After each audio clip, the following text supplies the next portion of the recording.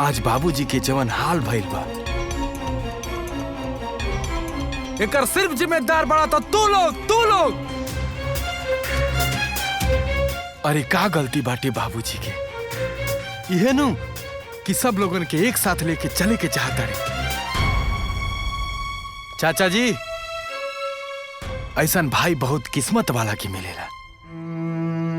शायद रहुआ अपना भाई के पहचान ना पाओने, लेकिन एगो बात कान खोल के सुन ली कि जब तक हमरा बाबूजी के आखिरी इच्छा पूरा ना हो जाए, तब तक की जमीन और जायदाद कुछो ना मिल पाई।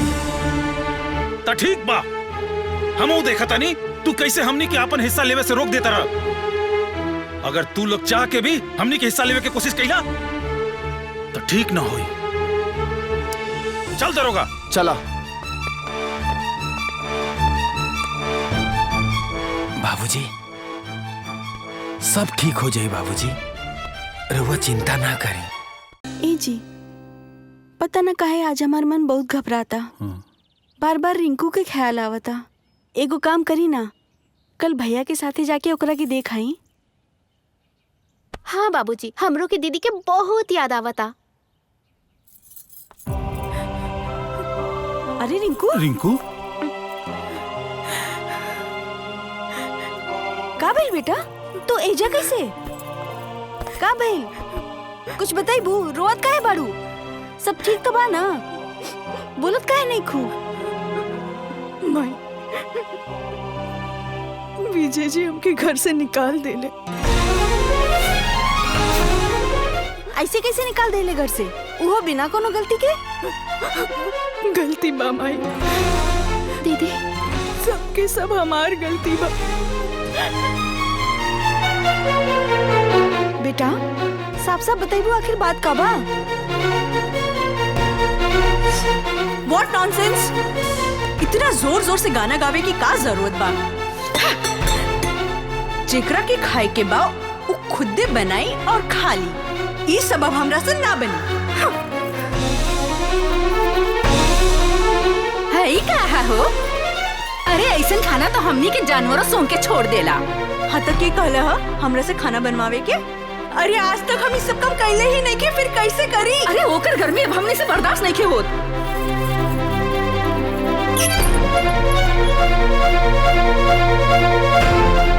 चल।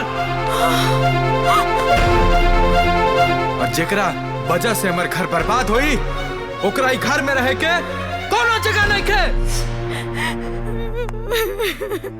बेटा, महान बाऊ घर के लोग इतना सब कुछ भइले के बाद भी तोहार एको शिकायत सुने के ना मिलल। ऐसन घर परिवार बहुत नसीब से मिलेला बेटा, और तो ओहे लोगन के बर्बाद कर देलू। जब लड़की के बियाह हो जाला ना, तो वो अपन नैहर के हर चीज भुला के अपना ससुराल के हो जाली। लेकिन तू अभी तक मायके में रह गईलू, अपना भविष्य के बारे में एको बार ना सोचलू। बेटा ऐसे रहबू तो तोहार जिंदगी कट जाई। ऐसे रहबू तो का तोहरा पति के सुख मिल जाई? ऐसे अकेले तू अपन जिंदगी काट लेबू? ना बेटा ना, एगो शादीशुदा लड़की के खातिर पति के सुख और ओकर ससुराल बड़ा मायने रखेला। चाहे कुछ हो जाए, ओकरा खातिर उहे ओकर घर परिवार और संसार होला, और तू अपन संसार के इतने दिन में मिटा देलू। हम तो सोचले रानी कि बियाह भइले के बाद हमार बेटी सुधर जाई, अपन नया जिंदगी की शुरुआत करी, लेकिन हमार बेटी ऐसा निकली ये हम कब्बो ना सोचले रहनी। रिंकू, तू जोन कैले बाड़ू ना वो बहुत गलत था। डिम्पल, इनका ले जा कमरा में। चला दीदी।